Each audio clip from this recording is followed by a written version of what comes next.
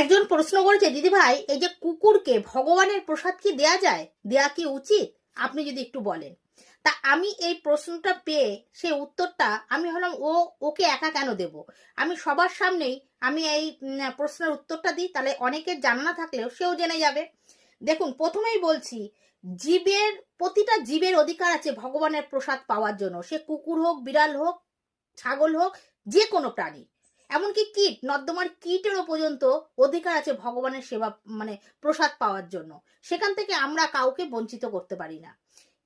এর প্রমাণ কি, নবদ্বীপে এখনো পর্যন্ত কুকুর মহোৎসব বলে একটা উৎসব হয়, যে উৎসবে কুকুরদের ডেকে নিয়ে এসে যজ্ঞ, তাদের বসার জায়গা দেয়, থালা গ্লাস বাটি, এমন না তাকে কোনো রকম ভাবে খেতে যে, তা কিন্তু না, জলের পাত্র দেওয়া হয়, বা মানে সুন্দর করে পারস করে দেওয়া হয়, যেমন একটা মানুষকে দেওয়া হয়, কুকুরকেও তেমন পারস করে সেই প্রসাদ পাওয়ানো হয়। এখনো পর্যন্ত নবদ্বীপে এই কুকুর মহোৎসব হয়ে থাকে। তাহলে দেখুন, এই প্রসাদ যদি তাকে খাওয়ানো হয়, তাহলে কুকুরকে কেন প্রসাদ দিতে পারবো না? এখনো পর্যন্ত এমনও অনেক কুকুর আছে যারা মাছ মাংস ছোঁয় না, নিরামিষ খায়, এমনকি মঠ মন্দিরে থাকে, তাদের আজীবন মঠ মন্দিরে কেটে গেছে, তারা কোনো সময় বাইরে বেরিয়ে সেই মাছ মাংস কিন্তু খায় না। এমন কুকুরের সংখ্যাও অনেক আছে।